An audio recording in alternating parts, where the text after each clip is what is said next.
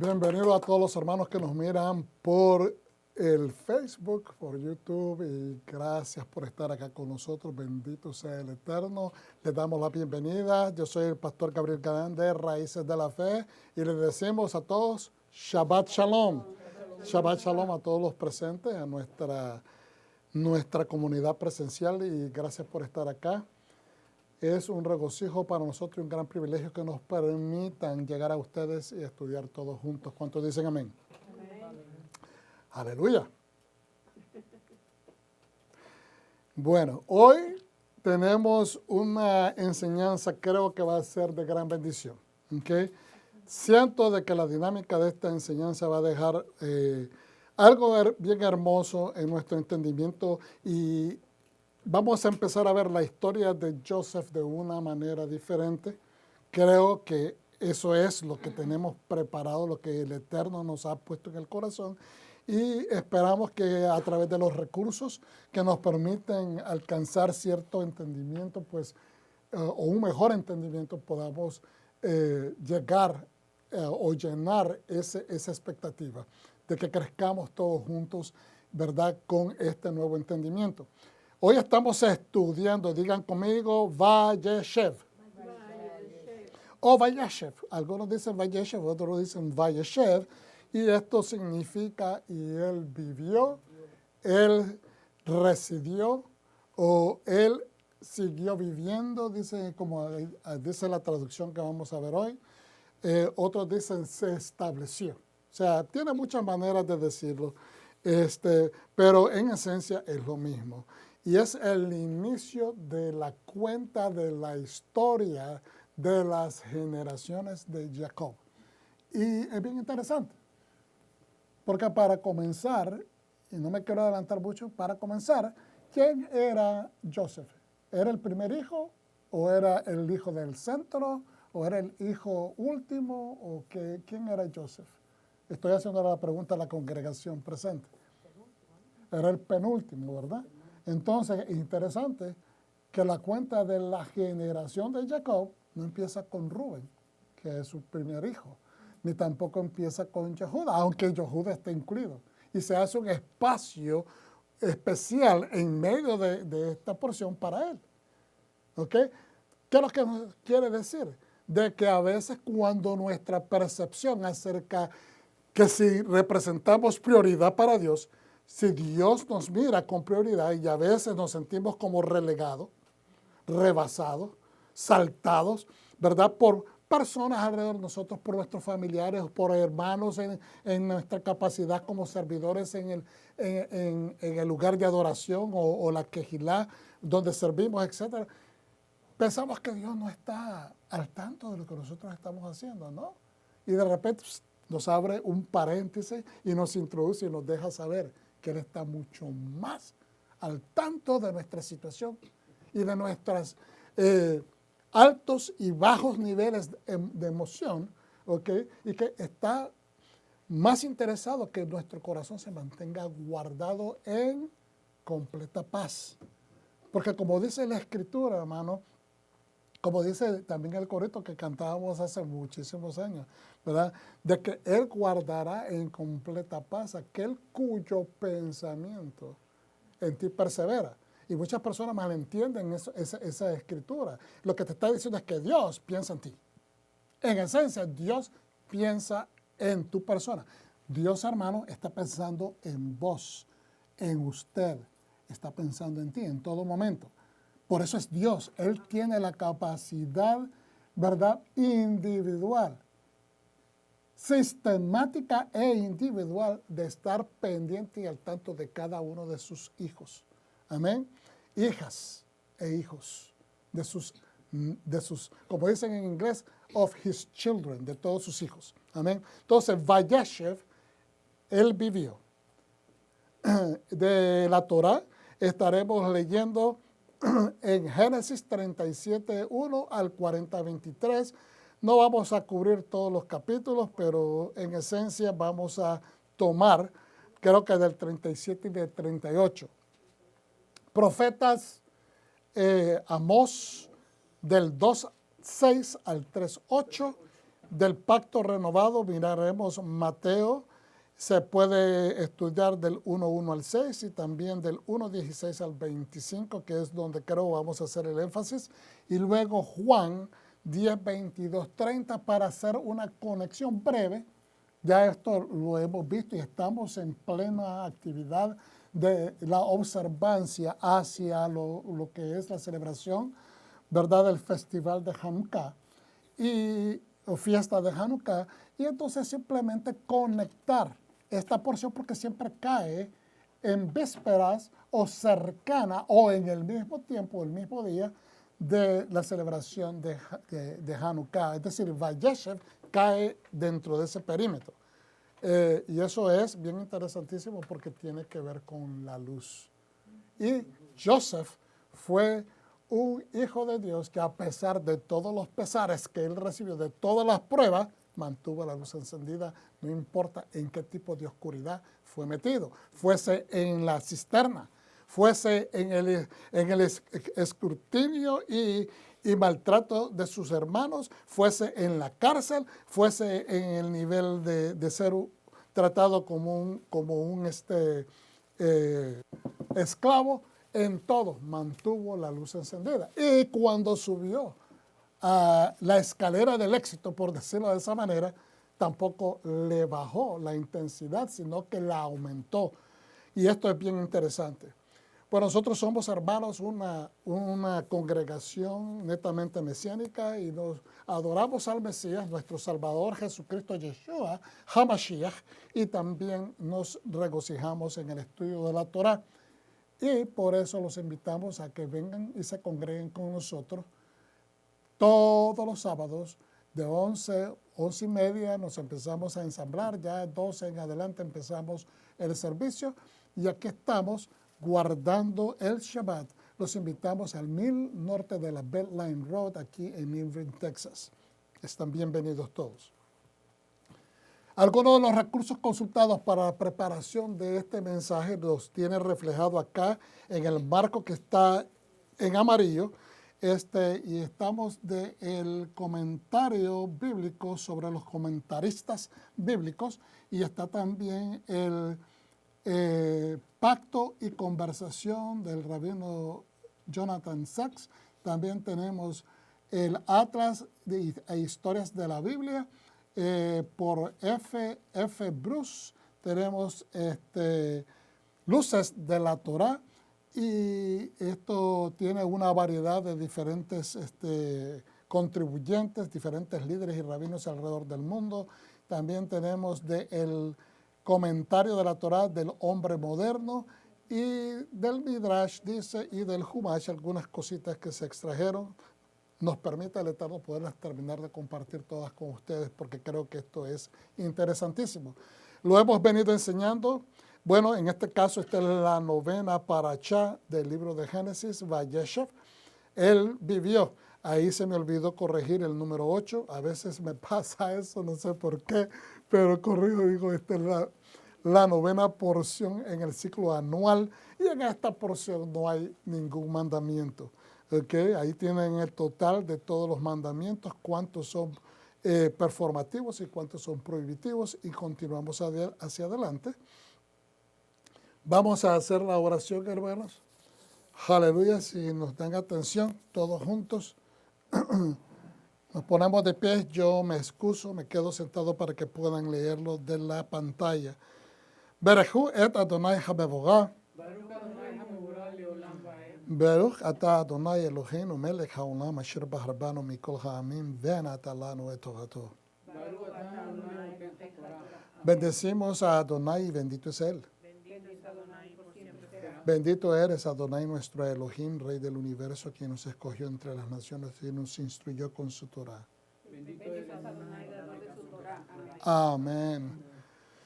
Amén, hermanos, gracias. Pueden sentarse y vamos hacia adelante, hermanos, que están con nosotros aquí por medio de las redes sociales.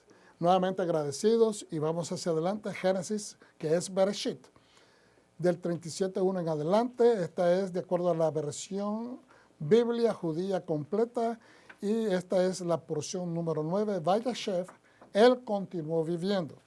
verso 1 en adelante, Jacob continuó viviendo en la tierra donde su padre había vivido como extranjero, la tierra de Canaán. Fíjense bien, continuó viviendo en la tierra que su padre, estamos hablando de Jacob, ¿okay? Y dice que la tierra de su padre, ¿quién era el padre de Jacob? Isaac. Entonces, él regresó al área de Hebrón, donde estuvo su padre anteriormente. Esta es la historia de la descendencia de Jacob. Esta es la historia, se traduce como historia, pero estas son las generaciones, en otras palabras, estas son los toldot, las generaciones o descendencias de Jacob. ¿Okay? Esta es la historia de la descendencia de Jacob. Cuando Joseph tenía 16 años, solía pastorear el rebaño con sus hermanos, aunque todavía era un muchacho. Y aquí hay una pregunta, ¿por qué la Torá nos hace esta descripción? Si nos dice primeramente que tenía 17 años, automáticamente nosotros extraemos de que era un muchacho adolescente, un muchacho joven. Aunque para esa cultura, la cultura oriental, hace 3.800 años, era muy diferente a la manera como se creaban a los hijos. Los hijos se creaban desde muy chiquitos con responsabilidades. Eran contribuyentes desde muy temprana edad a tomar parte en las responsabilidades de la casa, del hogar, o de la herencia, ¿verdad?, de los patriarcas. Entonces, aunque aún todavía era un muchacho, entonces aquí hay una doble enfatización que nosotros no podemos pasar desapercibida, porque si ya nos dice de que tenía 17 años, entendemos, era un muchacho joven. Entonces lo vuelve a enfatizar porque ¿qué es lo que nos quiere decir? Los sabios dicen, aquí hay algo para extraer, ¿ok? Aquí hay algo importante que a veces se pasa desapercibido, y soy honesto, muchas veces la he leído a través de todos los años y no le había visto este punto de vista hasta ahora que me tocó estudiarla con estos recursos. Entonces, aunque todavía era un muchacho, significa que carecía de una madurez, tenía inteligencia. Fíjense bien, vuelvan a ver, tenía inteligencia, tenía disposición. Era un muchacho servicial y fiel a la casa de su padre. Amén. Era fiel a Dios. Amén. Era fiel a su padre. Y era trabajador. O sea, todas estas cosas. Pero tenía entonces, de acuerdo a la deducción de los sabios, una carencia, que era inmaduro. Porque era un muchacho. ¿Okay? Una vez, cuando estaba, voy a regresar, perdonen, no estoy diciendo, no estoy quitándole el carácter, no estoy descaracterizando la personalidad de Joseph, que entendemos que tenía muchas virtudes, pero lo que están diciendo no es que era malo, sino que era un joven inmaduro. No inmaduro porque tenía una falla, sino inmaduro porque todavía no era maduro, no había alcanzado su edad de adulto o la sabiduría de un adulto completo. Una vez, cuando estaban los hijos de Bilhá y los hijos de Zilpa, las esposas de su padre, Joseph le trajo un mal informe sobre ellos a su padre, un mal informe acerca de sus hermanos. Entonces tenemos que indagar un poquito más profundo. No podemos simplemente tomar de que los hermanos estaban siempre portando mal nada más, porque podemos ver por la manera como ellos se comportan que ellos tenían muchas deficiencias de justicia en sus caracteres. ¿Okay? En sus caracteres todos ellos tenían algunas deficiencias, ¿okay? A través de lo que vamos leyendo. ¿Okay? Vamos a ver eso. Pero eso no significa de que tal vez el reporte podría haber sido sobreenfatizando esas malas actitudes. ¿Me está entendiendo? Que a veces nosotros podemos aumentar, y el ser humano tiende a ser así, que alguien puede hacer algo, especialmente las esposas con los esposos. Cuando hacen algo malo en casa, ¿verdad? Ay, cómo les gusta cuando toco estos puntos que son verdad.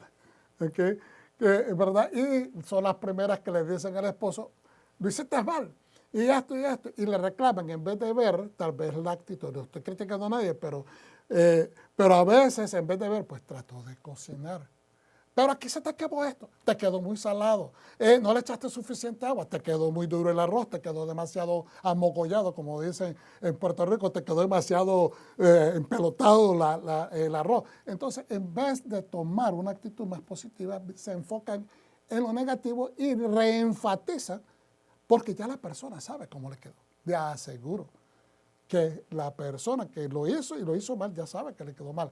Pero entonces aquí lo que dicen los sabios es que este muchacho estaba tal vez sobreenfatizando las fallas de sus hermanos y que hasta cierto punto podría estar no saboreando maliciosamente traer un reporte malo de sus hermanos, pero que de cierta manera podría estar no disfrutando de una manera de maldad, pero disfrutando el hecho de que los encontraba con las manos infragantes haciendo cosas negativas, lo cual lo ayudaba a él a relucirse o a levantarse, pero tal vez no lo estaba haciendo con esa intención, simplemente lo estaba haciendo porque era un muchacho.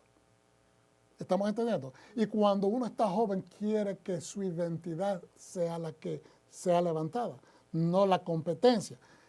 Ok, un momentito, pastor. ¿Cómo que competencia? Bueno, acuérdense que José es el hijo número 11, tiene 17 años y es el hijo de la amada, de la esposa amada de Rachel, ¿okay? De Raquel. ¿Okay? Y entonces, ¿qué sucedió? ¿Qué miramos en las historias anteriores de las porciones? ¿Qué miramos? ¿Cuáles son las actitudes que miramos especialmente entre Rachel o Raquel y su hermana Lea? Hay una competencia. Hay una competencia de quién quiere ser la esposa de planta, por decirlo de esa manera, o la esposa principal, la que se gane el corazón, el amor de Jacob. Entonces, esta competencia se transfiere, aunque uno trate de esconderla, aunque ellas fueron mujeres justas, aunque ellas tenían tal vez en esa situación, tuvieron estos defectos de celosía, no era que se odiaban, no era que se hacían daño, pero había una competencia. Entonces, esta competencia, aunque a veces los padres hacemos esfuerzos de no demostrar a los hijos que tenemos rencillas, tenemos diferencias con ciertos hermanos, o con familiares, con primos, etcétera, con tíos. Entonces los hijos observan estas cosas y aprenden, aunque uno no se las inculque, automáticamente empiezan a obtener estos aspectos culturales internos de la familia, ¿verdad? Y empiezan también a crear celos y competencias con esos mismos miembros de la familia. Entonces, ¿qué es lo que estoy diciendo? Sí, es muy posible que José estaba expresando contra él reportes negativos, a pesar de que era su responsabilidad asignada por su padre, que él le diera reporte de lo que se hacía en lo que era la administración de sus ganados, etc. Entonces él podía haber estado tal vez sobreenfatizando un poco más, no con maldad, vuelvo y repito, pero la manera de proyectar, porque él era un muchacho joven. Ahora bien, Israel amaba a Joseph más que a todos sus hijos, porque era el hijo de su Sekuim, de su vejez, o de sus años de vejez. Y le hizo una túnica, fíjense bien la traducción, que es correcta. La mayor parte traduce una túnica de colores. ¿Okay? Pero los estudios más recientes dicen que lo que debería de decir es Ketonet Pasayim. Ketonet Pasayim es una túnica de mangas largas, no de mangas cortas. Y esas mangas largas lo que implicaba era de que él tenía un estatus más alto. ¿Okay? Es decir, era en algunas otras lecciones que hemos visto en el pasado una posición de chieftain, de líder. De jefe de tribu. En otras palabras, su padre lo estaba alineando para convertirse en el siguiente patriarca. Entonces, continuamos la lectura. Cuando sus hermanos vieron que su padre lo amaba más que a todos sus hermanos, Entonces nos deja ver la misma escritura que ellos pudieron observar esto. Era observable, se está dando cuenta que la predilección del papá se estaba proyectando y estaba de cierta manera indirectamente dañando la autoestima de ellos. Porque acuérdense, hermanos, mire, vuelvan a ver acá. Ellos eran los mayores. Rubén era el mayor. Yehuda era el del centro, por decirlo así. ¿Okay? Teníamos a Leví. Tenemos a todos estos hermanos que son mayores, los primeros hijos de Lea. Y este es el hijo número 11 de Raquel. Entonces ellos están viendo, ¿pero por qué? Hay esta predilección. ¿Okay? Entonces comenzaron a odiarlo porque era percibible la predilección. Y llegaron al punto de que ni siquiera podían hablar con él de manera civilizada. Joseph tuvo un sueño que le contó a sus hermanos y eso hizo que lo odiaran aún más. Y les dijo, escuchen mientras les cuento este sueño que tuve. Estábamos atando manojos de trigo en el campo cuando de repente mi manojo se levantó solo y se puso derecho. Entonces vinieron los de ustedes, se juntaron alrededor del mío y se postraron ante él. Sus hermanos replicaron, imagínense la manera burlesca. Ja, ja, ja, sin duda, sí, sin duda serás nuestro rey. Harás un gran trabajo mandándonos. Y lo odiaron aún más por sus sueños y por lo que dijo. Luego tuvo otro sueño que les contó a sus hermanos. O sea, aquí tuve otro sueño y allí estaba el sol, la luna y 11 estrellas postrándose ante mí. También se los contó a su padre, así como a sus hermanos, pero su padre lo reprendió. Fíjense bien, quizás inclusive la manera que lo presentó, ¿okay? Porque su padre también dice que lo reprendió. Tal vez, vuelvo y repito, no lo hacía con maldad, pero su inmadurez, su juventud lo hacía presentarse como, tal vez en una forma petulante, pero tal vez su corazón no estaba ahí, porque eso no es el carácter de José. No lo miramos en ninguna parte que el carácter de José sea una persona odiosa, petulante. Ahora, dice, ¿qué sueño es este que has tenido? ¿De verdad esperas que yo, tu madre y tus hermanos vengamos y nos postremos ante ti en el suelo? Y notemos que su madre ya está muerta. ¿Okay? Sus hermanos le tenían envidia, pero su padre, fíjense bien, no olvidaba el asunto. En otras versiones dice, su padre meditaba en estas palabras. Porque él sabía que había algo profético. Si Jacob no miraba que había algo profético, entonces desechaba esas palabras. Entonces, ¿qué es lo que nos quiere decir estas notas en la Torah? Porque ¿por qué se nos deja decir de que lo reprende, pero después dice, pero él se quedó pensando en el asunto?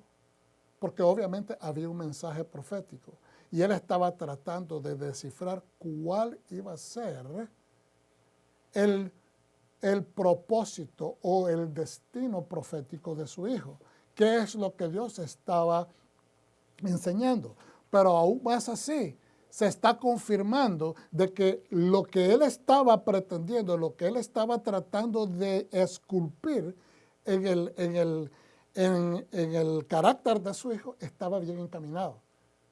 Porque Dios se lo está confirmando por sueño. Él lo estaba poniendo como un jefe, le estaba dando autoridad de jefe, tiene 17 años, todavía carece de cierta madurez para llevar a cabo administrativamente la batuta, pero él lo está fogueando, él lo está adelantando. Quizás porque, como dicen los sabios, la misma palabra lo dice, al comienzo de la pareja, él se estableció. ¿Y por qué es que se quería establecer Jacob? Porque quería descanso, ya estaba listo para pasar la batuta. ¿Estamos entendiendo? Entonces lo que él quería era solidificar el carácter de su hijo, no como le pasó a él.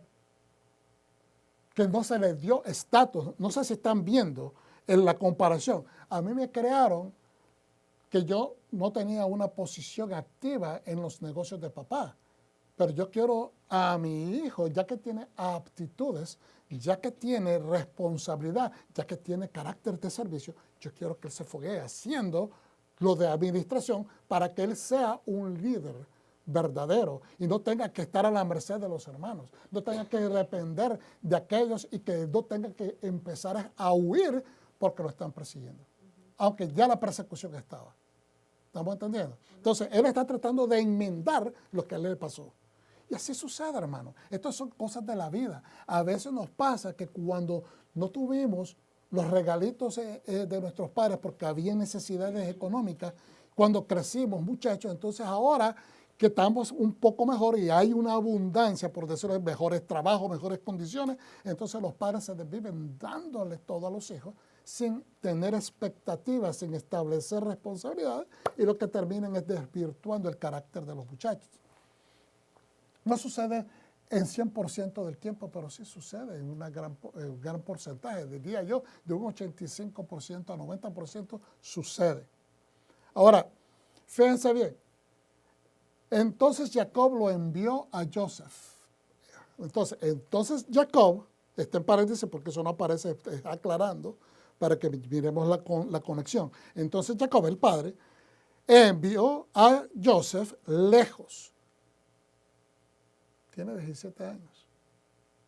Y lo envió lejos. Desde el valle de Hebrón, y él se fue a Shechem. ¿Sabe de dónde es Shechem? La entrada cuando llegó primeramente Abraham a la tierra prometida y se estableció en Shechem, y es el mismo lugar cuando entró eventualmente 400 años después de salir de Egipto, de estar en Egipto, llegaron todo el pueblo y entraron al mismo lugar. Un hombre lo encontró vagando por el campo. El hombre le preguntó, ¿qué estás buscando? Un hombre lo encontró vagando por el campo. Es decir, él andaba buscando los hermanos, no sabía dónde estaban. Él no estaba perdido. Lo que él estaba era rascándose la cabeza. ¿Dónde se metieron estos? He andado por todo este campo gigante, he andado por toda esta área y no están.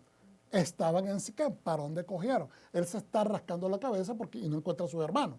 Él tiene que llevar un reporte. Estoy buscando a mis hermanos, respondió. Dime, por favor, dónde están pastoreando las ovejas. Ahora, fíjese bien. Aquí tuvo que haber tal vez una conversación más jugosa, obviamente. Pero la Torah nos da simplemente lo específico y lo necesario. ¿Por qué de repente a un extraño, Joseph se pone en sus manos y le dice, dime por favor dónde están pastoreando las ovejas? ¿Cómo puede él saber si este hombre sabía o no sabía? Es decir, que el mismo Joseph recibe, ¿verdad?, de que esta persona no es simplemente un hombre, sino de que es un mensajero de parte de Dios. ¿De dónde de primas a primeras? ¿Por qué un extraño tiene que saber dónde están sus hermanos? Entonces ahora el hombre respondió, se han ido de aquí porque los oí decir, vamos a Dotán. Joseph fue tras sus hermanos y los encontró en Dotán. Joseph se fue, para que ustedes, ahí tengo algunas anotaciones que ustedes pueden ver en el mapa. De Hebrón a Shechem hay 50 millas. Algunos dicen, yo busqué varias y después busqué en el GPS y me fui por este número de millas, ¿verdad? Algunos decían que posiblemente 60. Después, de ahí, de Dotán, se fue de Shechem. Primeramente se fue a Shechem, donde supuestamente estaban. 50 millas, no los encontró, y ahora se fue a Dotán, 15 millas más hacia el noroeste. Y después dice que en total son 65 millas a pie. O quizás en camello, no lo sé. Pero obviamente no fue un viaje de un día, es un viaje de varios días en la antigüedad. ¿Okay? Entonces, es importante considerar esto. ¿Por qué? Porque nos permite pensar en más detalle y ver la dinámica que se está devolviendo. Joseph fue tras sus hermanos y los encontró en Dotán. ¿Y qué significa Dotán? Dotán significa dos pozos. Dos pozos. Es algo interesante que vamos a explorar más adelante. ¿Okay? Porque todo esto se desarrolla en un pozo. en un pozo seco. Entonces, pero aquí claramente dice que hay dos pozos. Lo vieron a lo lejos y antes de que llegara a donde estaban ellos, ¿verdad? Ya habían planeado matarlo. Se dijeron unos a otros, miren, ese soñador viene por allá. Imagínense. El odio que estaban ya lo habían planeado que se iban a deshacer de él. Vengan pues a matarlo y arrojémoslo a una de estas cisternas de agua que hay acá. Entonces, es bien interesante porque a veces no le ponemos atención a estos detalles. Nos habla de que a una de estas cisternas de agua, es decir, una de ellas tenía que tener agua. Tenía que tener agua. Lo que lo hace viable e entendible y tiene justificación, porque si están pastoreando y están llevando a su ganado para que pastoree, ¿okay? Significa que tienen que tener la posibilidad de darles agua, traerles al abrevadero. ¿Okay? Entonces, se dijeron unos a otros, miren, ahí viene el soñador, vengan pues, matémoslos, arrojémoslos en una de estas cisternas de agua que hay aquí. Entonces diremos que un animal salvaje lo devoró. Veremos entonces qué pasa. Fíjense bien lo que ellos dicen. Porque anteriormente no lo habíamos estudiado desde esta perspectiva. Veremos entonces qué pasa con sus sueños. En otras palabras, ellos mismos se están estableciendo, porque los sueños no eran de que José se los provocó. Los sueños vienen de parte de Dios y tenían un énfasis o una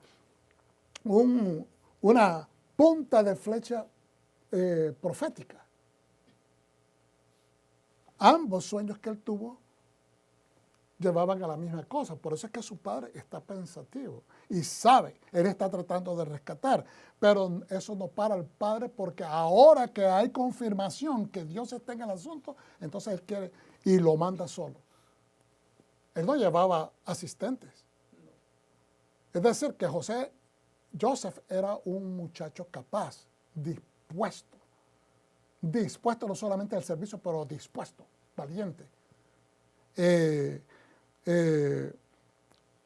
¿Cómo se dice? No un valiente que quería demostrar, ¿verdad?, sus dotes de ser valiente, pero dispuesto para toda buena obra. Veremos entonces, dicen ellos, qué pasa con su sueño, es decir, de una manera despectiva, burlesca, y estableciéndose como los opositores del plan divino.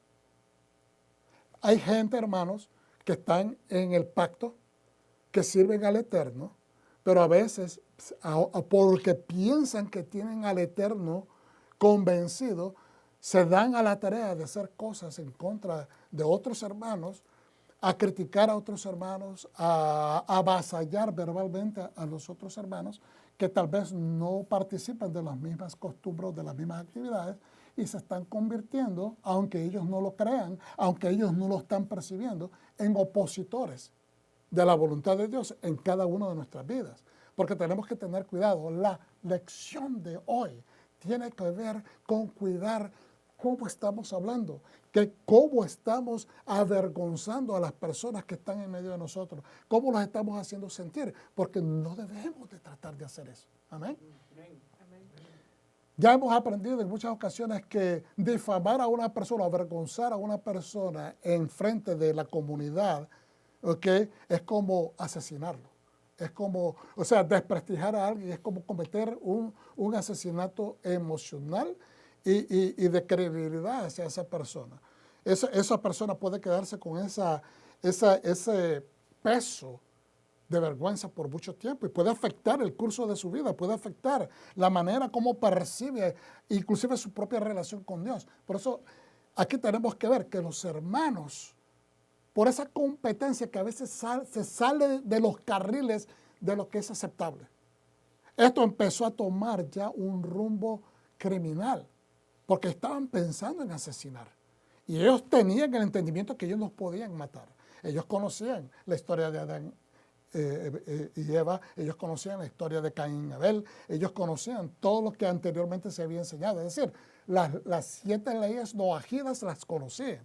Ellos no podían darse a la tarea de simplemente pensar de esta manera, especialmente habiendo crecido bajo la tienda de Jacob. ¿Okay?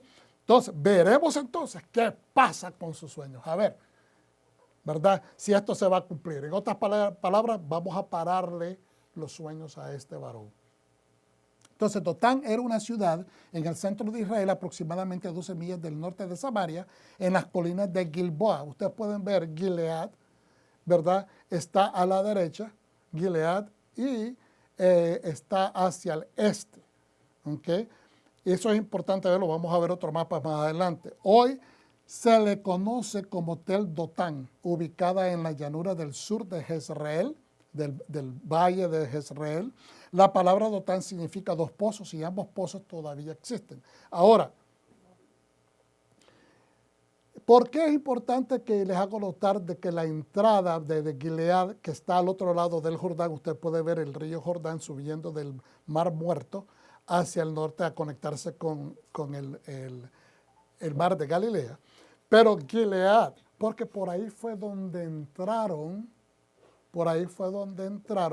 el pueblo, ¿okay? Cuando llegó a la tierra prometida, ahí fue donde se establecieron, porque en ese territorio fue que cuando las tribus dijeron, no, nos queremos quedar acá, tenemos mucho ganado, ¿verdad? Y entonces pidieron a Moisés, 3 de las tribus que se querían quedar en ese lugar, y Moisés se enojó prematuramente porque pensó que ellos estaban desistiendo y se querían ya agarrar la buena vida y olvidarse de sus hermanos que tenían que ir a la guerra, pero no, aclararon el punto.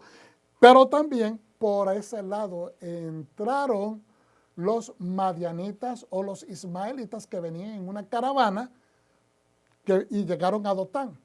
Eran comerciantes y venían subiendo, siguiendo todo lo que es la zona de los colchones de agua, por decirlo de esa manera, ¿okay? o los ríos y los mares, porque esa era la manera como podían sobrevivir en medio del desierto y recorrer las grandes distancias. Pero ahora la historia de la línea genealógica de la descendencia, o Toldot, generaciones de Jacob y sus asentamientos, recibe esta larga narrativa o narración con todos sus giros y vueltas. ¿Pero por qué inicia? No con los otros hijos, sino que inicia con Joseph. Simplemente, hermanos, porque Joseph estaba siendo alineado para ser el próximo líder. Por eso es que toma ese giro. Porque la misma Torah nos está diciendo que esto es voluntad de Dios. ¿Okay? Y ahora estos muchachos dicen, lo vamos a parar. Sin saber, obviamente, ellos están expresando su odio y están vilificando a su hermano porque hay una competencia, ¿okay? Innecesaria. El santo bendito sea consideró que estos eran lo suficientemente importantes, estos datos, ¿verdad?, como para darles una explicación completa. Lo mismo sucede en la genealogía de Adán hasta Noé. Fíjense bien, ¿cuántas nos habla de 10 generaciones? Y ahí se dice, refiriéndose a esas generaciones, fulano engendró a fulano, y otra vez hasta llegar, ¿verdad? Se repite, y fulano engendró a fulano engendró a fulano, y nos habla de 10 generaciones hasta llegar a Noé. Y de repente para y empieza a darnos una narrativa completa de la vida de Noé. ¿Por qué? Porque Dios dice, esto es lo importante. Los otros son importantes, sí, tuvieron su tiempo, fueron gente que dejó huella, pero el punto es que el descanso, Noah, el reposo, Noah, es de quien yo quiero que ustedes se enfoquen, que ustedes extraigan el ejemplo de este varón. ¿Por qué? Porque él fue el más justo en todas sus generaciones. Amén. ¿Okay? Entonces, ¿qué quiere entonces Dios? ¿Qué es lo que nos quiere dejar saber la Torah? Que nos debemos de enfocar en todas aquellas personas, héroes bíblicos, caracteres que difunden la voluntad de Dios en medio de nosotros, gente que ha dejado huella porque han puesto la Torah por obra. Dios quiere que nos enfoquemos en ellos, con sus errores, porque de sus errores también aprendemos a no cometerlos. Nos enfocamos en su grandeza por haber hecho las cosas bien, pero también nos enfocamos de los errores. ¿Cuántos dicen amén? Amén. Hermanos, es de los errores que aprendemos. Amén. A ser más sabios. Y entonces ahí se dice, perdón, vamos a más adelante, y dice, y luego nuevamente desde Noé hasta Abraham, se hablan de 10 breves generaciones, pero una vez que llegamos a Abraham, la narración detalla, o sea, separa y empieza a detallarnos más información. ¿Por qué? Porque ahora tenemos que aprender de Abraham. Amén. Es como un hombre a quien entonces lo compara, estos comentarios en la Biblia, está Atlas e historias bíblicas, es como un hombre a quien se le cae y pierde una perla en la arena. Sigue tamizando, colando, ¿verdad? Hasta que la encuentra. Es como una pepita de oro.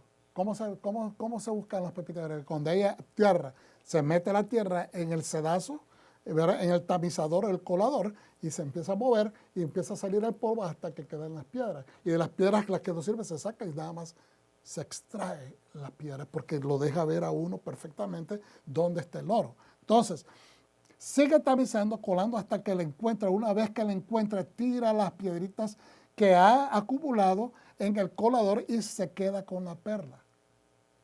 Eso es lo que Dios quiere que hagamos con la Torá. Que no nos enfoquemos en las maldades ajenas.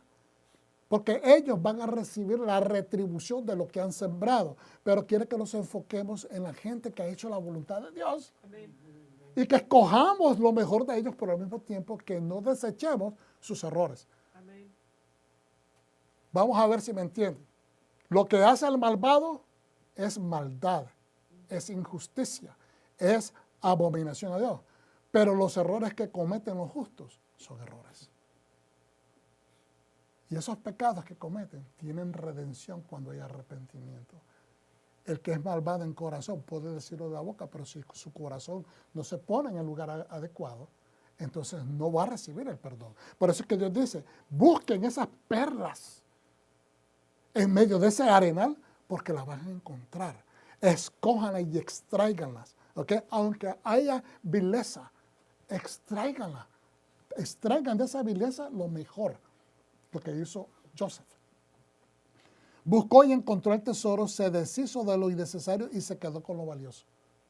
Esto es lo que Dios quiere que hagamos en el diario vivir, en el estudio de la Torah. ¿Cuántos dicen amén? Amén. La Torah nos da información genérica para establecer un trasfondo, un contexto cultural, un contexto social e histórico, para luego construirnos. Dios quiere que sepamos lo que hay, en otras palabras, en el backdrop, en la parte de atrás de la historia, porque le podemos dar entendimiento y vida a esa situación, para luego construirnos la narrativa importante. Por eso es importante ver estos aspectos culturales que a veces no tenemos a la mano, para que extraigamos más información, más sabiduría. Dios quiere que guardemos la joya, las lecciones más importantes, los ejemplos de caracteres piadosos, pero sin omitir ni dejar de considerar los individuos negativos y su destino, para poder entender sus juicios y consecuencias. Esta parábola de las perlas que acabamos de ver, que es una diferente perspectiva, nos recuerda a lo que nos enseñó Yeshua, nuestro Mashiach, que es lo que nos dice en Mateo 13, 44 al 48. El reino de los cielos es como un tesoro escondido en un campo. Un hombre lo encontró, lo volvió a esconder y con gran alegría fue y vendió todo lo que tenía y compró aquel campo. Cuando usted encuentra algo de sabiduría en los estudios que usted hace con de la Torah, usted no solamente dice, ¡ay, qué lindo!, sino que usted dice, oh, yo lo tomo eso y ahora voy a empezar a aplicar en mi vida. Porque entonces ahora es un tesoro. Si no es simplemente, si no se convierte nada más en simple buena información. Pero en el momento que usted empieza a aplicarlo a su vida, usted hace de esa perla de sabiduría, sabiduría viva. Amén. Usted lo hace tesoro, porque lo está utilizando. El reino de los cielos es como un mercader que busca perlas finas. Esta es otra. Al encontrarla, una perla muy valiosa, vendió todo lo que tenía y la compró. En otras palabras, que estemos dispuestos a dejarlo todo porque hemos encontrado la perla de la vida, la perla de la sabiduría, la perla de la verdad, la perla del cambio. Y terminamos con el último. El reino de los cielos es como una red arrojada al lago que recogió toda clase de peces. Se está hablando obviamente específicamente de cuál, el lago de Galilea. Ese es el lago de que Yeshua se está refiriendo. Porque eso es, compagina con la manera de vida de ese. El backdrop cultural es Israel hace 2000 años, en el área de Galilea. Y dice, el reino de los cielos es como una red arrojada al lago que recogió toda clase de peces. Cuando estaba llena, los pescadores sacaron la red a la orilla, se sentaron y recogieron los peces buenos en canastas, pero tiraron los peces malos de regreso. No es que los botaron y los dejaron morir, obviamente los regresaron al lago, porque todos entendemos que hay un balance ecológico en todo sistema de vida, tanto en tierra, en los aires, como en el agua. Dice, pareciera hasta injusto. Y nos parece injusto, y estas son observaciones, comentarios, ¿verdad?, que se hacen de los sabios. Pero a menudo nos preguntamos, ¿por qué Dios permite que los justos sean puestos a prueba? ¿Por qué tenemos que pasar las duras y las maduras? Cuando miramos a veces, hasta en los salmos está escrito, que si hubiese visto yo, ¿verdad?, y me quedo pegado viendo la prosperidad de los impíos, entonces yo también estoy propenso a tropezar, hermano. Estoy dando en una cápsula el concepto. Que a veces hay una gente que está, ay, yo quisiera tener como aquellos. Pero esas son ganancias injustas. Esas son ganancias malvadas. ¿Por qué estás deseando aquello? Ah, no, pero es la prosperidad. Sí, pero es que la prosperidad que llega rápido, dice que también se termina rápido, dicen Proverbios. Una prosperidad mala vida se va a terminar y te va a traer dolores de cabeza, te va a traer malestares. Entonces dice, pareciera hasta injusto que tengan que sufrir los justos. ¿Por qué? ¿Por qué? En muchas ocasiones a manos de los impíos y malvados. ¿Por qué? Dios lo permite no por injusticia, hermano, pero por medio de su diseño, el diseño de él, del proceso de separación y establecer claramente a la humanidad sobre quienes son fieles a su pacto y serán protegidos y vencedores. Cuando nos encontramos preguntando, ¿por qué me pasa esto a mí? Porque Dios está haciendo de ti un ejemplo, no un ejemplo de sufrimiento, sino que te separa. Dios te está separando porque cuando te mantienes tu fidelidad en los momentos difíciles, así como Joseph, como muchos de los héroes bíblicos, Dios está separando la semilla que Él ha establecido dentro de tu persona, que se llama fe, para que te separes del resto. Y entonces pasas a ser un ejemplo para los tuyos, para tu comunidad, para la misma sociedad, si tienes ese alcance. Pero no es para hacernos sufrir, es para extraer un nivel mucho más refinado de fe. ¿Cuántos dicen amén? Amén. Parece injusto. ¿Por qué tenía que sufrir todo lo que sufrió Abraham? Todas las peticiones, todas las pruebas que él pasó. Era para extraer en él el gran hombre que había. Era para poder definir el líder a través de los tiempos, a través de las generaciones. Entonces, sobre quienes, dice, Dios quiere ver quiénes van a ser fieles a su pacto y serán protegidos y vencedores, sin importar quién se les oponga o quieran distorsionar, romper o desvirtuar los planes que Hashem tiene para sus vidas. Lo que sus hermanos estaban haciendo. Vamos a ver, si lo matamos, vamos a ver cómo van a trabajar sus sueños. ¿Estamos entendiendo? A veces el enemigo se manifiesta con las personas que usted menos espera. Personas que se declaran fieles, personas que te demuestran amor, personas... Y Dios dice, ¿qué pasó acá? Ya veremos qué pasa con tus sueños. Mire, gente, esto puede venir de gente que está en el pacto, como puede ser gente que está fuera del pacto. Por eso la oración está incluida cuando hacemos la liturgia. Porque tenemos que orar inclusive por el potencial de encontrar personas así en nuestras vidas. Otra lectura también dice lo siguiente: el comerciante de lino trae camellos cargados de lino. Un carbonero pregunta asombrado. Un carbonero, fíjense bien, el lino es blanco. ¿Está viendo el contraste? Pero un carbonero, al ver de que el comerciante trae un montón de camellos llenos de lino que es blanco, un carbonero pregunta asombrado, ¿a dónde va a guardar todo ese lino? Y un observador astuto le contesta, dice, una chispa de fuego y todo su lino se convertiría en humo. Están viendo las cosas negativas, están viendo, en vez de decir, wow, qué bueno que este hombre trae lino para hacer ropa bonita para todos nosotros, para que compremos ropa bonita. No, uno dice, ¿para qué lo trae? ¿Dónde lo va a poner? Y el otro dice, no, pues una chispa se lo va a quemar. Hay gente que siempre se está oponiendo a las cosas positivas. Así también Jacob, cuando vio a todos los jefes de Esaú enumerados en el capítulo 36, esto es anterior cuando empezamos en el 37, Vayeshev, se preguntaba, ¿quién podría vencerlos a todos? Pero, ¿acaso no está escrito sobre Jacob y Joseph?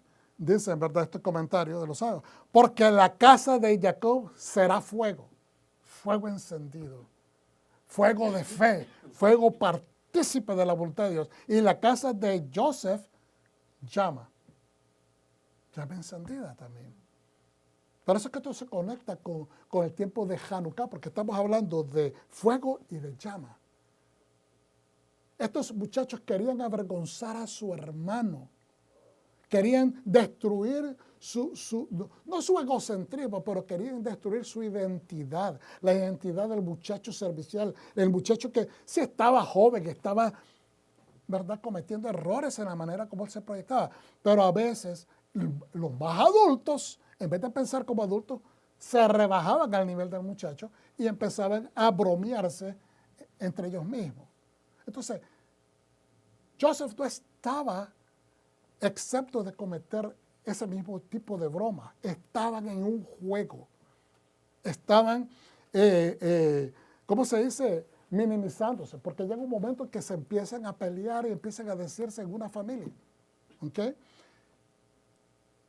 Pero dice, él es llama y él es fuego. Entonces, tomando esto, conectándolo con Hanukkah, ¿cuál es la esencia de Hanukkah? El imperio o el reino selúcida vino y quitó, le quería extirpar la cultura de culto a Dios a la nación de Israel. ¿Qué sucedió? Les quitaron el templo, les prohibieron hacer el culto a Dios, o sea, que pudieran reunirse para adorar a Dios. Inclusive los penalizaban de muerte. A algunos judíos helenizados optaron por venir y ¿cómo se dice?, hacerse una operación para ocultarse la circuncisión, para poder participar de las actividades de los griegos. Hasta ese punto llegaron y se avergonzaban de su circuncisión, lo cual significa que es un repudio a la voluntad de Dios en sus vidas como descendientes de Abraham. Entonces están repudiando a Dios, todo lo que es Dios, todo lo que es pacto, todo lo que es tierra. Están repudiando el templo, están repudiando todo. Se avergonzaban de eso. Entonces, pero ¿qué hubiese pasado que una vez que los asmoneos reconquistan todo lo que les habían quitado y que no pueden encender la menorá para iluminar, o que no puedan poder encontrar el aceite para poder, ¿cómo se dice?, reinstalar o reiniciar el servicio a Dios? Acuérdense, el Mizbeach o el altar fue hecho impuro. Mataron cerdos ahí, no podían utilizar eso, tuvieron que construirlo. Entonces ahora, ¿cómo ellos podían sentir el gran gusto de haber reconquistado lo que les habían despropiado, haber tenido la gran victoria, haber vencido al superpoder o al superimperio que los tenía dominados, que era Grecia en ese momento, pero que no pudieran celebrarlo reiniciando los servicios? Entonces, tenían que encender la menorá, que simboliza que Dios está en medio de ellos. Y es aquí donde miramos la conexión, ¿ok?, de que Joseph tenía que mantener su luz encendida a través de todas las penurias, a través de todas las vicisitudes que pasó, tenía que mantener esa luz encendida.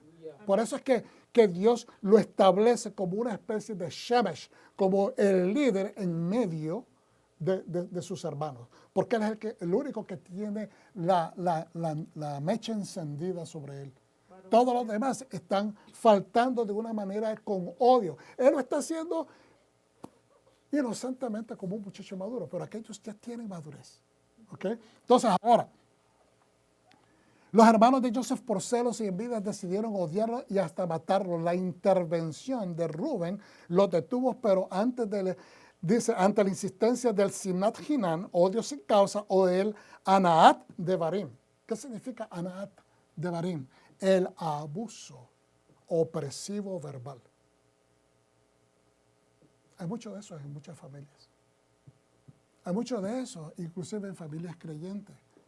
Hay mucho de eso que se desarrolla y hay que estirparlo, porque querramos creerlo o no, el Anat de Barim o el Anaat de Barim, que es el abuso verbal, disminuye el espíritu en la persona. Lo puede llegar hasta romper y lo puede desvincular de la gracia de Dios. Porque si la gracia de Dios no es manifestada a través de nuestras acciones entre nosotros, si nosotros no somos expositores activos de la voluntad, de la gracia de Dios en medio de nosotros, ¿cómo lo van a aprender los hijos? ¿Cómo lo van a aprender los nietos? Entonces se distorsiona el carácter, la identidad de Dios en tu vida. Y acuérdense que somos imagen y semejanza de Dios. Entonces, al descaracterizar esa gracia de Dios en medio de nosotros, en nuestros corazones, pues los hijos crecen, desgraciadamente, ¿cómo se dice? Sin vínculos, crecen apáticos es la palabra. Desconectado a cualquier expresión de amor y de gracia de parte de otras personas. Porque dicen ellos, pues si de mi propia familia yo no recibí eso, ¿por qué voy a creer que otra persona extraña o otra persona fuera del barco de la familia me va a expresar amor? Entonces empiezan a rechazar todas estas expresiones de amor porque están desconectados de una realidad. Por eso es importante que los padres y las madres manifestemos este tipo de construcción de raíz hacia arriba sobre los hijos con palabras que los animen, con palabras que los encaminen, con palabras que manifiesten la voluntad de Dios en su vida. Entonces, Judá decide sugerir vender a Joseph para evitar que lo mataran. Dentro de esta sugerencia que usted no puede descartar de que él como un líder, porque lo escuchaban sus hermanos a él. Ellos no escuchaban a Rubén. Rubén era el primero, ellos no escuchaban a Rubén. Y esa historia se puede extraer y hacer otro estudio, tal vez el próximo año, por qué la actitud tan ausente de Rubén como el primer hijo. Él es uno de los que dice, ¿verdad?, de que vamos a tirarlo al cisterna, al pozo seco, lo cual, ¿verdad?, la misma Torah dice de que lo hace porque él quiere restaurarlo a su padre más tarde, es decir, venir más tarde, rescatar al muchacho y llevárselo a su papá. Él estaba bien inclinado, pero como que es bien pasiva la actitud de él. Pero ahora también podemos decir que Judá tiene un interés. Bueno, nos podemos deshacer de él, ¿ok? Pero en los planes de él no está matar. Él lo que quiere también es salvarle la vida. Entonces, la Torah hace énfasis sobre eso y tenemos que reconocerlo. Pero hay un interés de parte de él de que el muchacho salga fuera de la ecuación. ¿Okay? Entonces, tenemos que ver todo lo positivo y lo negativo. ¿Okay? Joseph dice, Judá decide sugerir vender a Joseph para evitar que lo mataran. La expresión de sus hermanos al decir, ya veremos lo que pasa con sus sueños, es una burla al destino profético de Joseph, recibido por medio de sueños. El acto del terrorismo con el que violentaron a su hermano menor fue en sí un desafío, no para Joseph directamente, sino contra Dios mismo, porque es un mensaje profético que él está recibiendo. Pero Hashem se encargaría, bueno, y si lo lo hacemos terrenal, si lo hacemos, lo humanizamos aún más, era el deseo de su padre y ellos tenían que honrar a papá. ¿Estamos entendiendo? Ellos tenían que honrar al padre porque era el deseo de papá de darle vigor a este muchacho. Pero Hashem se encargaría de demostrar que sus designios no están a la merced humana. Los designios de Hashem no están a la merced humana. Dice la Escritura, sea Dios veraz y todo hombre mentiroso. Lo decimos en español, le voy a decir más adelantito cómo lo dicen en hebreo. El destino de Joseph se cumplirá y toda su familia se inclinará ante Joseph, ¿verdad? Y lo usaría para salvar a su familia. Imagínense, el propósito de Dios, hacer toda esta intercesión. Oh, ustedes quieren deshacerse de él. Perfecto. Esto es lo que va a suceder. Ustedes lo van a mandar, lo van a vender. Y después él va a surgir en el extranjero y ustedes van a venirse a inclinar sobre él. Porque ustedes no van a parar lo que yo dije que iba a suceder. ¿Estamos entendiendo? Es decir, que cuando Dios establece el propósito en nuestra vida, no hay nadie, ni Hasatán, ni fuerza humana posible, que pueda parar la corriente que Dios ya estableció. ¿Amén? ¿Cuántos dicen amén? Amén. Amén. Yo sé que se están gozando, hermano. Estamos aprendiendo. ¿Seguro que sí? Aleluya. ¿Cuánto tiempo tengo? Aleluya. Entonces tenemos 2 horas más, ¿verdad? Para seguir adelante. Aleluya, gloria a Dios, un aplauso, bendito sea el Eterno. Miren lo que dice Abarbanel, que es uno de los sabios judíos, cuando la Torá nos dice que ahora Jacob estaba establecido en la tierra donde su padre había residido. La frase también puede entenderse como en la tierra, dice, en la tierra de su padre había residido, pero se puede interpretar, dice, en la tierra de terror, de las pruebas de su padre. Porque eso de terror es equivalente a las pruebas. Todos ellos pasaron pruebas, hermano. Mire, yo no sé si uno de nosotros hoy en día, cuando leemos las Escrituras, nos podemos poner ahí, extraernos de nuestra modernidad y ponernos ahí en el desierto, donde ellos estaban viviendo, con una sequía y con una hambruna. Y tener que caminar cientos de kilómetros para arriba y para abajo buscando qué comer. Con aquellos calores. Si hoy en día llegamos a 80 y la gente se muere, sin aire, se sofoca sin aire acondicionado, imagínense. O sea, a veces nos parece maravillosa, pero esta gente era gente hecha de hierro espiritual. ¿Ok? Entonces, hay muchos paralelos entre las dos historias, entre Isaac y Jacob. Esto les va a interesar porque es tremendo. Hay historias bien paralelas entre la historia de Isaac y Jacob. Isaac había perdido a su hijo Jacob durante 22 años. Y eran 20 realmente, pero acuérdense que la semana pasada explicamos que un año le tomó de ida y un año le tomó de regreso, 22. Tal como ahora Jacob perdería a José por 20 años. Y fue hasta los 22 años que se encontraron. Porque en el año que ellos llegaron y pasó toda la situación que les dijo, les puso las copas, les devolvió el dinero, los amarró con compromisos para que regresaran. O sea, esa ida y hasta que llega su padre son 22 años. Que le tocó, o sea, Jacob, el padre, vio a Joseph 22 años exactamente después. Jacob se fue sin nada y terminó siendo un hombre rico tal como ahora lo hace Joseph. Se fue sin nada, como esclavo, y ahora regresa. O sea, no regresa necesariamente, pero se reúne con su familia en una situación opulente. Jacob y Esab se reconciliaron, tal como lo harían Joseph y sus hermanos eventualmente en la historia. Los sabios de bendita memoria consideran esto como paralelos entre Jacob y Joseph. Fíjense qué interesante. En el Nuevo Testamento, en el Brit Hadashah, el pacto renovado, es como me gusta llamarle, miramos, ¿verdad?, en las Escrituras que dice el apóstol Pablo que Dios nos ha confiado el evangelio de la reconciliación. Es importante que no nos olvidemos. Nosotros hemos sido reconciliados a Dios. Entonces nuestra plataforma de fe está vinculada al perdón y a la reconciliación. Y a veces la gente procura más separación, enojo, y hay creyentes diciendo, es que a mí no me la hacen. A mí me la hacen una vez y ya está. Eso no es lo que aprendemos de los mensajes de las Escrituras. Tenemos que perdonar. Si amerita perdonar, hay que perdonar. Y yo lo he enseñado ya varias veces este año. No tenemos que vivir cercanos, no tenemos que vivir en la misma casa, no tenemos que volver a establecer una relación cercana, pero sí perdonar, reconciliar, porque eso es lo que Dios nos manda a hacer. Especialmente si estamos esperando, tenemos expectativas de bendiciones. Es importante entender esto. No podemos recibir frutos si no estamos dispuestos a sembrar. ¿Y qué es lo que se espera? Que cuando se siembra la semilla es que muera.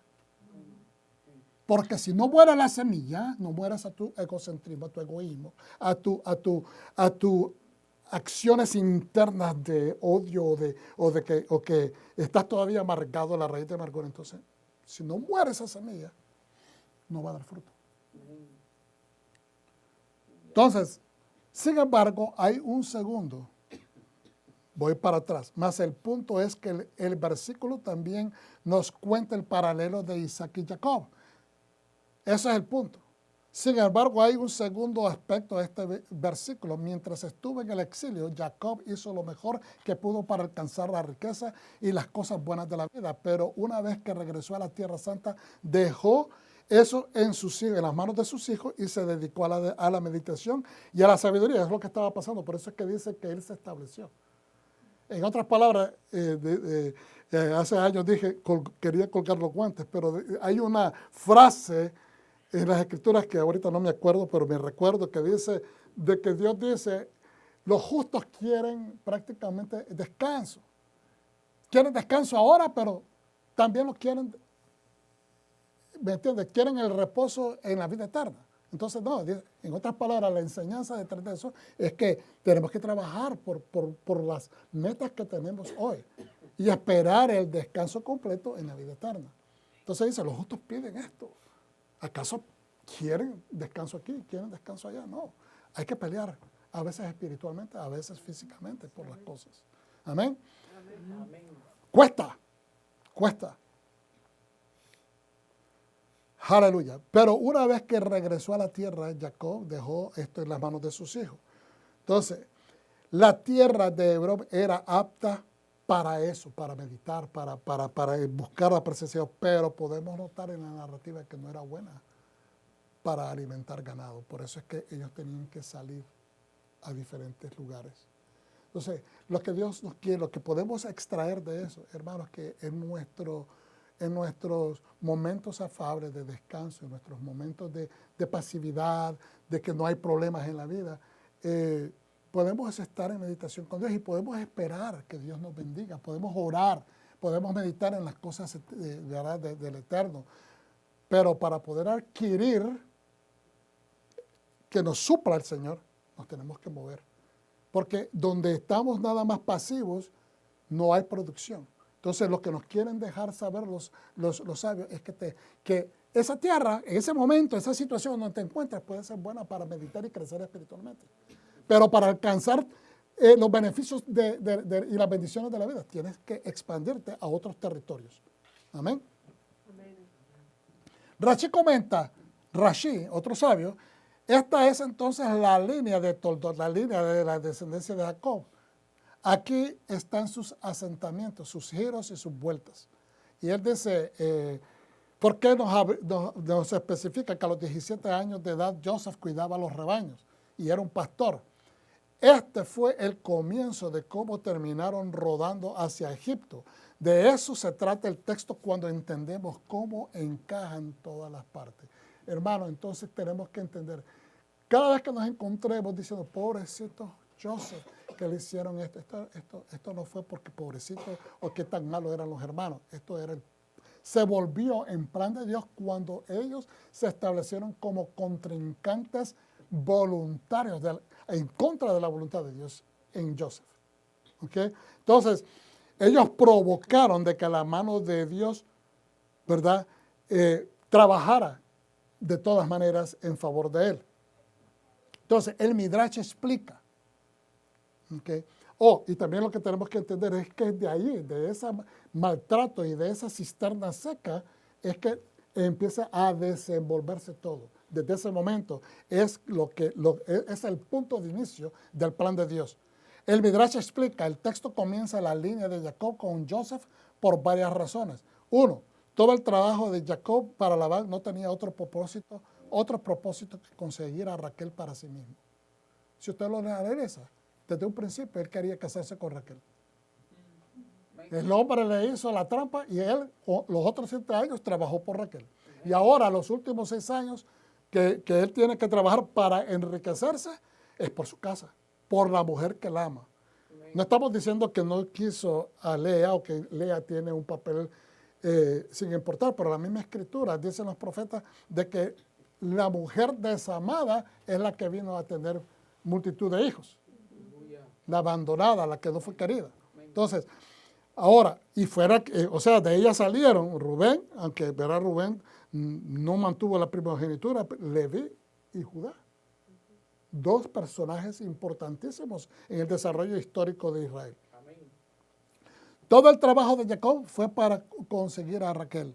Luego Joseph era la viva imagen de Jacob. También todo lo que sucedió a Jacob le sucedía a Joseph también. ¿Cómo qué? Bueno, tuvieron que salieron al extranjero. Uno lo quería matar, a él también lo querían matar. Entonces Jacob fue maltratado y también Joseph. El hermano de Jacob, Esaf, trató de matarlo y los hermanos de Joseph también trataron de matarlo. Estamos viendo como que hay una continuidad de eventos que son paralelos.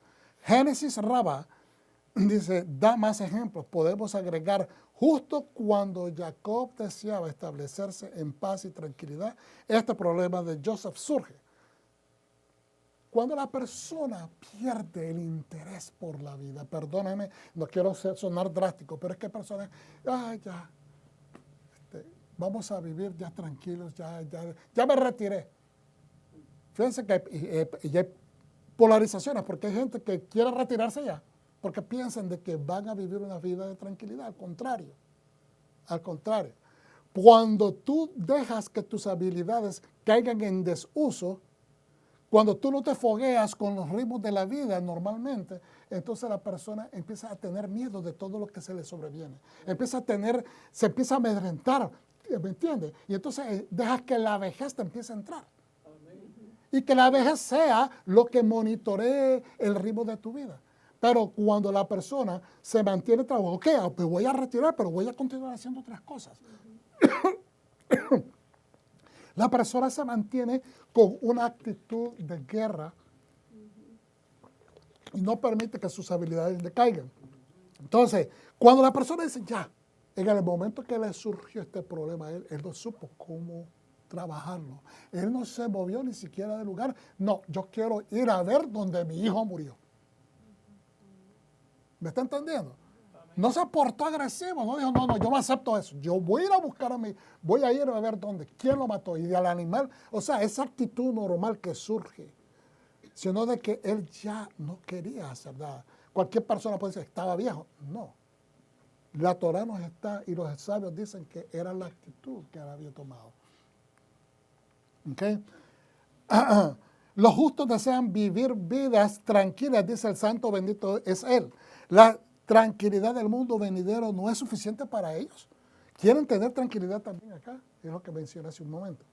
Entonces, mire,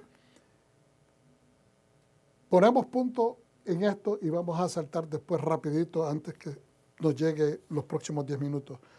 Aquí miramos cuando está llegando él a encontrar a sus hermanos en Dotán. ¿Qué significa? ¿Qué dijimos? 2 pozos. Y entendimos por lo que leímos que se espera, si a un pozo estaba seco, pues el otro tenía que tener agua, definitivamente. Porque ellos tenían que abrevar esos animales. Entonces los miran venir y se empiezan a burlar de él. Ahí está la cisterna, lo tiran y él está en la cisterna seca. Hermano, ¿por qué 2 pozos? Aquí hay una lección que tenemos que extraer. La gente tenemos 2 pozos. Tenemos la actitud positiva, la actitud benevolente, la actitud que Dios ha puesto en nosotros a través de su Santo Espíritu, que está disponible para toda buena obra, para hacer lo que Dios desee. Pero en un momento dado, con los trajines de la vida, con las injusticias que a veces la gente viene, no todos reaccionamos de la misma manera pasiva, de la misma manera amorosa, de la misma manera con el carácter de Dios en nuestra vida, con el carácter de Yeshua en nuestra vida. Y no me estoy refiriendo a aquello de que si te dan una cachetada, pon la otra mejilla, porque eso es una mala interpretación. ¿Ok? Lo que estamos hablando es de que a veces sacamos ese fuego negativo, no un fuego de encender luz, pero un fuego para quemar. ¿Me está entendiendo? El fuego negativo para quemar, no para encender la luz. Y entonces estos hermanos tenían un pozo seco en su corazón. Tenían un pozo de maldad, un pozo de injusticia. Y cuando tú siembras injusticia, vas a cosechar injusticia, lo cual significa que es una cisterna seca, porque no vas a derivar vida, no vas a derivar fruto, no vas a derivar agua potable que te permita existir, sobrevivir. Mientras que el otro pozo con agua te da vida, te sostiene en el desierto, te va a sostener tu casa y va a sostener a tus animales.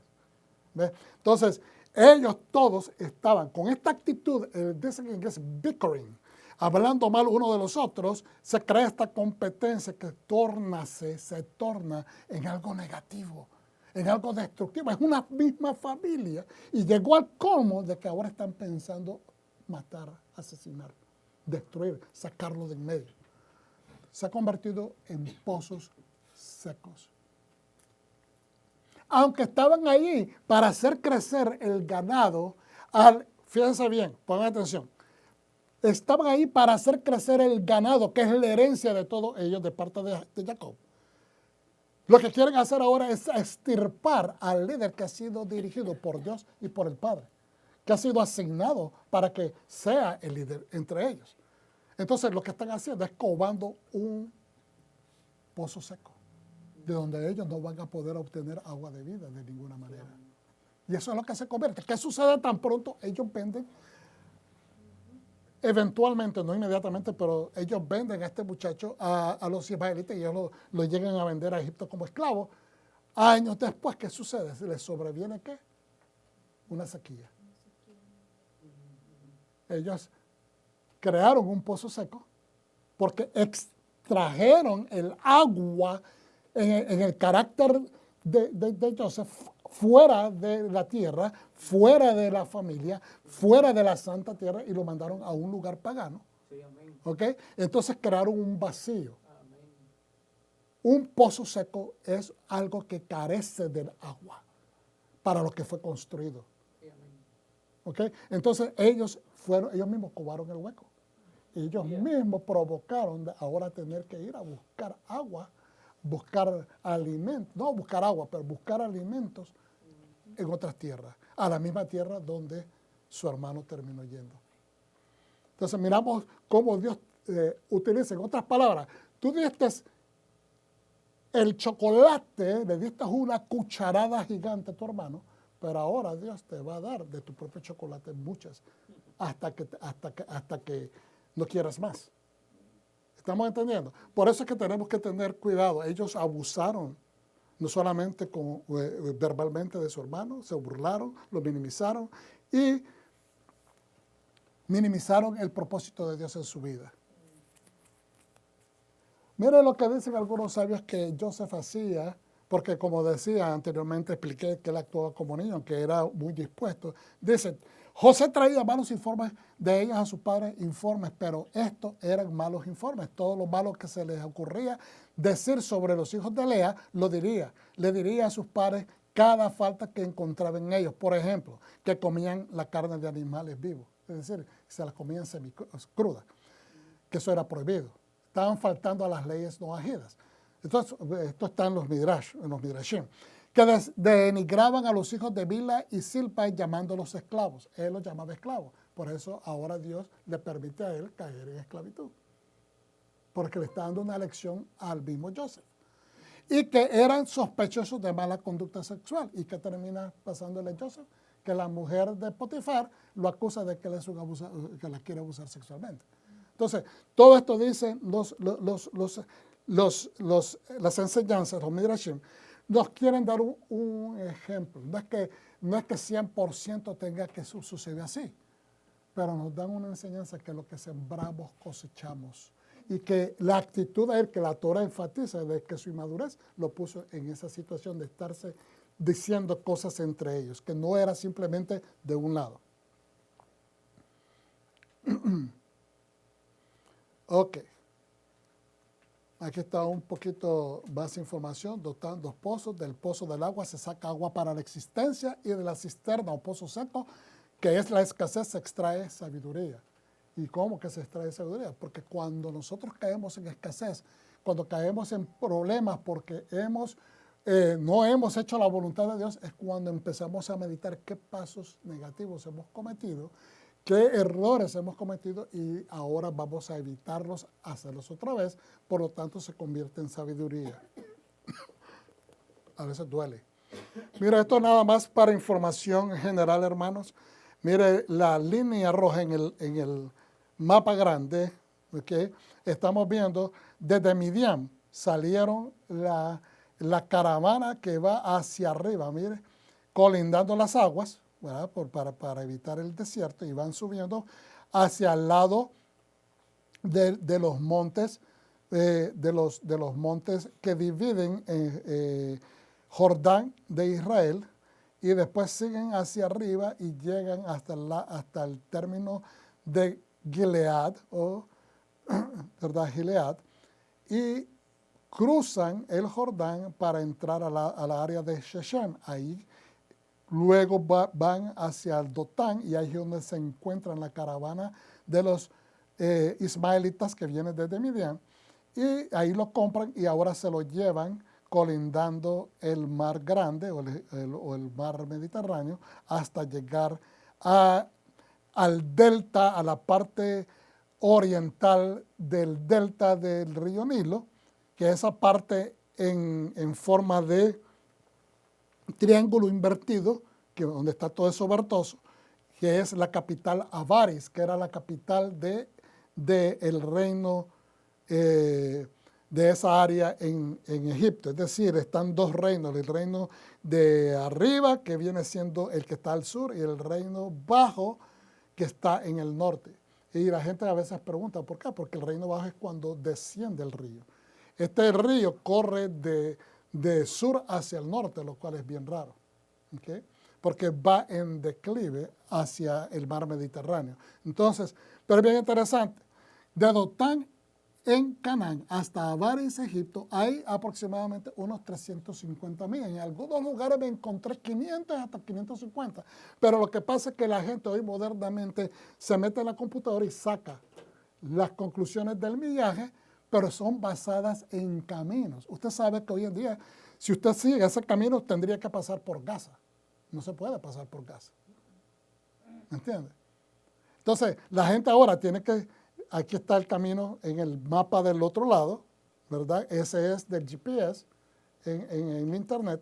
Y entonces me da desde el lugar en Tel Dotán, modernamente, y tienen que bajar por la misma ruta que vinieron, casi la misma ruta que vinieron, por donde subieron los israelitas, tenía que bajar hasta llegar a Acaba, que es la punta de Israel, al sur de Israel, colindando o que va al Mar Rojo, y entonces luego tienen que cruzar hacia arriba, hacia el norte, hasta llegar a Avaris. ¿Okay? Y por eso es que da un total de 10 horas y media, quizás 11 de camino, sin contar paradas de gasolina, etc. Y serían 838 kilómetros, que vienen siendo como alrededor de 350 a 400 millas. Realmente, perdón, como 500 millas serían en este mapa. Por eso es que le sale grande, porque tienen que dar toda esa vuelta. Pero si se pudiera hacer de la otra manera, como se hacía en la antigüedad, serían como alrededor de 350 millas. Ok. Voy a parar acá, hermanos, y hay otras cositas interesantes que quería compartir con ustedes, pero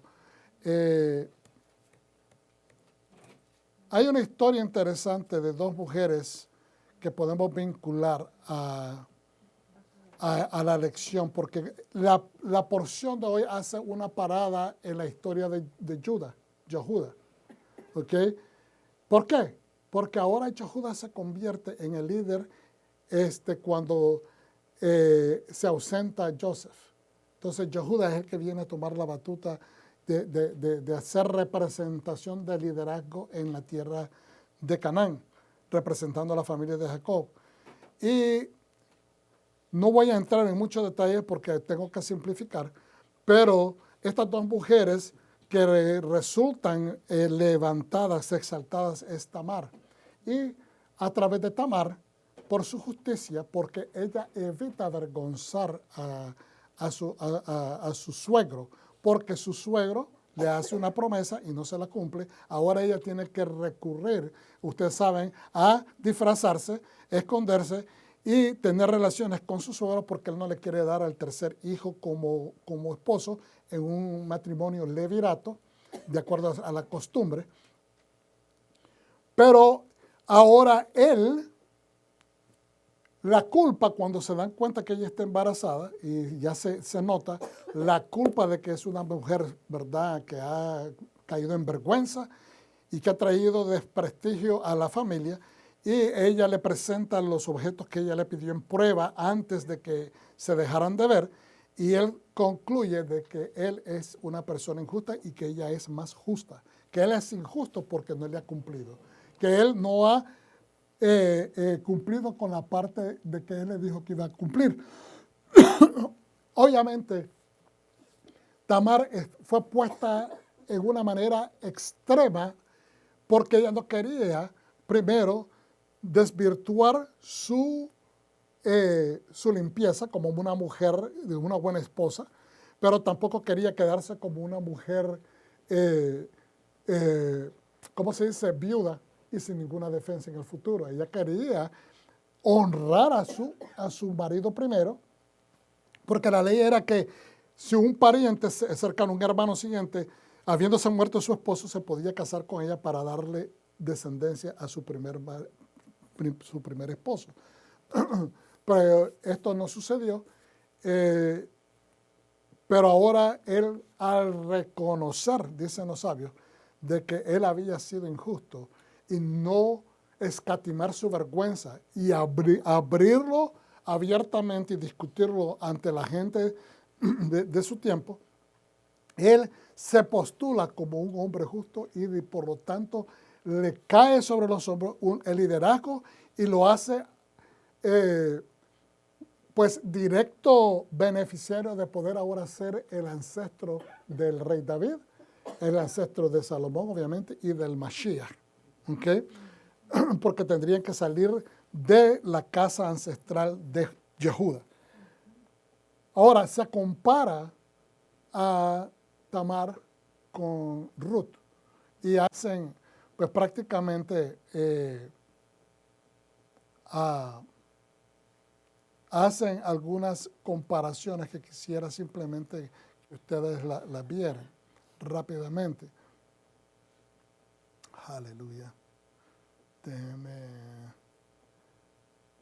buscarlo. Dice, Tamar, cuya historia se cuenta en Génesis 38, tiene un parecido asombroso con otra figura del Tanaj, de la Biblia. Ruth, nuera de Noemí, heroína epónima de uno de los libros más tiernos y encantadores de la Biblia.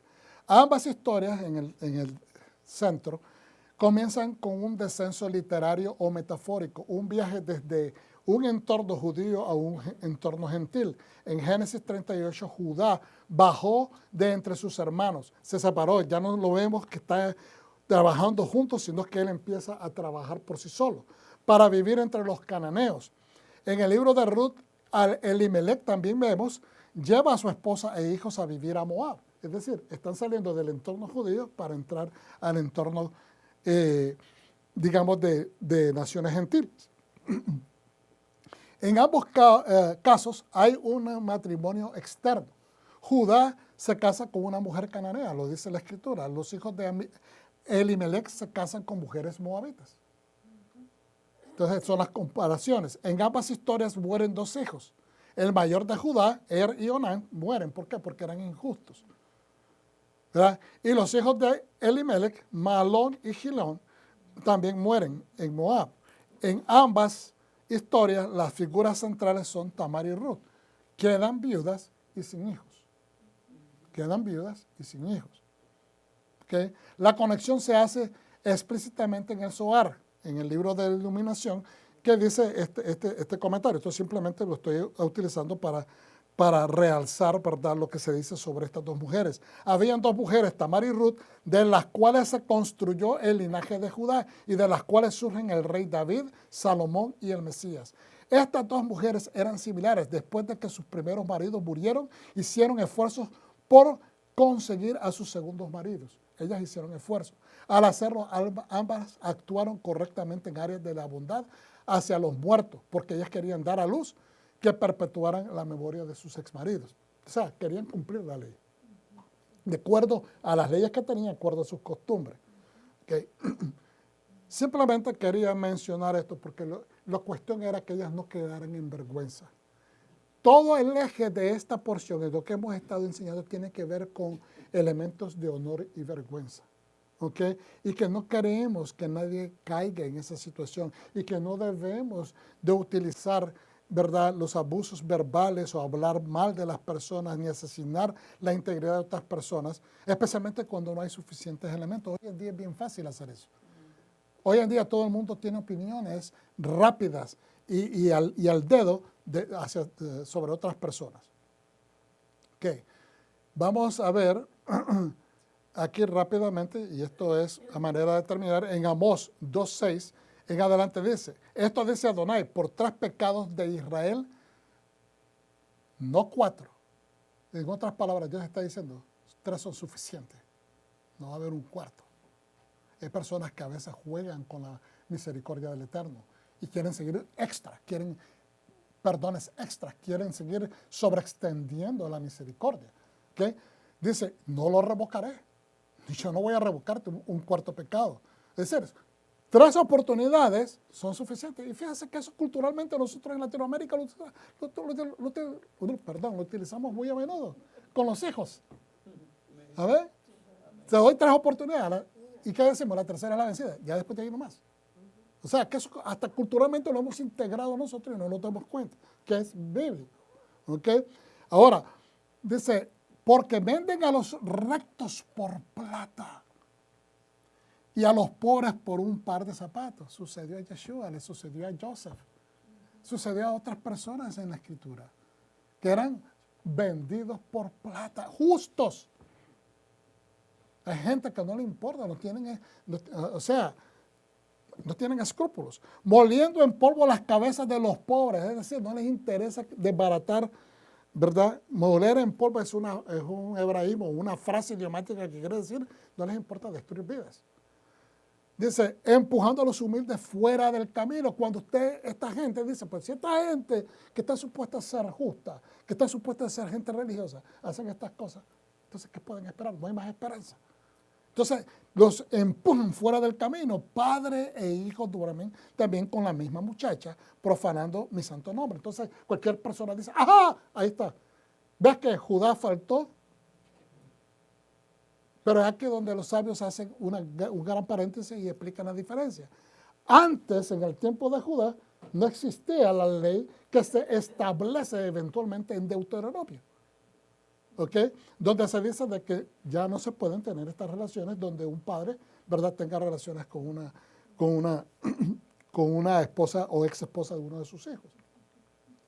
De la misma manera, pues en aquel entonces que cuando Judá no existía ni esa ley y tampoco fue culpable porque la muchacha fue que, ¿verdad?, lo esperó, o sea, lo engañó, por decirlo de esa manera, porque él la había engañado a ella. Anteriormente no le quería dar el hijo que le había prometido. Entonces, acostándose junto a cualquier altar con ropas tomadas en prenda, cualquiera acostándose, es decir, yéndose inclusive a altares paganos ajenos a hacer abodazará, idolatría, dice, en altares ajenos con ropas que fueron tomadas como prenda, es decir, haciendo inclusive negociaciones con este tipo de cosas.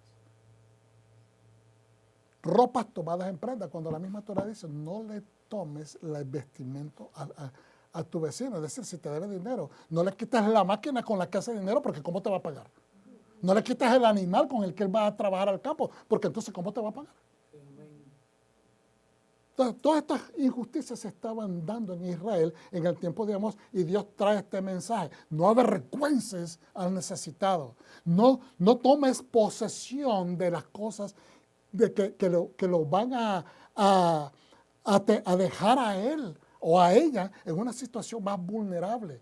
No lo dejes vulnerable. Por eso es que Yeshua nos enseñaba tanto acerca de ser misericordioso, de dar zapatos, de vestir, de dar de comer, de cuidar a la viuda. Todas estas enseñanzas que salen de la esencia de la cultura judía o del judaísmo. Podemos, ¿me entiendes?, seguir estudiando. Habla inclusive de que les ha dado de beber vino a los nazarim, a los que tienen carácter de sacerdocio. No los corrompas, no los engañas, no les pongas piedra de tropiezo, es lo que está diciendo el Eterno. Entonces ahora acá nos ponemos como ejemplo, honor y vergüenza. Yeshua nos enseña a levantar a los necesitados. Lucas 7:11, ¿verdad? Nos dice la resurrección del hijo de una viuda en la ciudad de Naín. Esta mujer no tenía a quién la iba a mantener, quién la iba a ayudar, porque en la antigüedad, si no tenía ni esposo, era viuda, y tampoco el hijo se te acaba de morir, el único que te podía ayudar a mantenerte, pues se quedaban completamente en el aire, ¿ok? Muestra su empatía por la viuda que ha perdido a su único hijo y realiza un milagro. ¿Para qué? No simplemente resucitarlo. Eso no era la razón del milagro, simplemente resucitarlo. El milagro de resucitarlo es porque la mujer, él sintió misericordia por ella, porque se iba a quedar sola. ¿Me está entendiendo? Y se iba a quedar desprotegida, vulnerable. Entonces en Mateo 25, 31, 46, las ovejas y las cabras, Yeshua describe el juicio final, donde aquellos que han mostrado bondad y compasión hacia los pobres, los enfermos, los encarcelados y los extranjeros serán bendecidos. En Mateo 19, 21, el joven rico, Yeshua le dice, ¿tú me quieres seguir? Pues entonces deshazte de tus tropiezos, que son tus riquezas. Eso es lo que te hace sentir seguro, y dáselo a los pobres. Y sígueme. Le dio un lugar para sentarse con los apóstoles. Usted no mira esa proposición en ninguna otra parte de la Escritura para otra persona. Este hombre se pudo haber ganado la posición de haber sido uno de los apóstoles. En Santiago 1:27, ¿cuál es la pura y verdadera religión? Él nos habla, ¿verdad?, que implica cuidar a las viudas y a los huérfanos. Marcos 12, 41, 44, la ofrenda de la viuda. Entonces aquí Yeshua pone el ejemplo de que esta mujer que es viuda, pobre, necesitada, da lo último que ella tiene, porque ella dice, en el templo hay necesidad, y entonces pone su propia necesidad como menos, y eso nos invita a ver de que la necesidad ajena nunca se puede tomar ni desapercibida, ni desechar, ni tomar como menos, porque eso es lo que Dios quiere. Las bendiciones surgen del nivel de empatía, de amor, de benevolencia que nosotros demostremos a las personas que están en diversas necesidades. Y con eso termino, hermanos, esta enseñanza, volviendo a lo que las mujeres estaban buscando. Estas dos mujeres, Tamar y Ruth, nos dejan una gran lección de vida, porque ellas hicieron hasta lo extremo. Se pudiera decir que fueron intrépidas en hacer que lo que ellas tenían que alcanzar, lo provocaron ellas. No lo dejaron a la merced de los hombres, sino que ellas lo provocaron. Y fueron mujeres que siempre defendieron. Por ejemplo, Tamar defendió, nunca acusó a su suegro. No le mandó a decir un mensaje, tú eres un suegro así, malvado, esto y lo otro. No, sino que simplemente le mandó, reconoce, a ver si reconoces estas cosas de la persona que me las entregó, a ver si tú las reconoces. Y él se dio cuenta. ¿Estamos entendiendo? Ella no lo avergonzó. Él cayó en su propia vergüenza. Igualmente, Ruth fue indicada por Noemí que ella se cobijara con la cobija le descobijara los pies a él, pero ella le dijo otra cosa. O sea, provocó. Ella tomó la iniciativa. En vez de que él le prometiera matrimonio, ella tomó la iniciativa. Le dijo que la tomara como esposa, en otras palabras, porque a él le tocaba como el redentor, como el pariente redentor. Entonces, ella tomó la iniciativa. No le dejó ni segundas ni terceras para pensar. Entonces, a veces, lo que nos deja saber que nuestra justicia a veces va a tener que tomar un cierto nivel de intrepidez, no de malas acciones, pero de intrepidez para poder llevarlas a que tomen el curso que Dios desea en tu vida. ¿Cuántos dicen amén? Amén. Lo último es lo siguiente.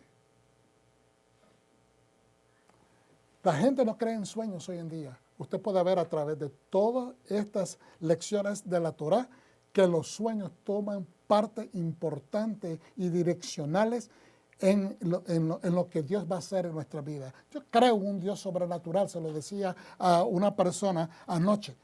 Yo creo que el Dios sobrenatural, si yo no sirviera un Dios sobrenatural, entonces yo no estuviera acá. Salmo 16, 7, 11 dice, bendeciré a Hashem, que me aconseja y por las noches instruye mi entendimiento, que es mi ser interno. Siempre he puesto a Hashem delante de mí, con él en mi diestra no vacilaré ni seré conmovido. Por eso se alegra mi corazón y se alegra mi alma, también mi carne. Es decir, mi honra se regocija reposando confiada en él, ¿verdad? Porque no abandonarás mi alma al Sheol, que es el sepulcro, no permitirás que tu devoto o tu fiel sea testigo de la destrucción o del abismo.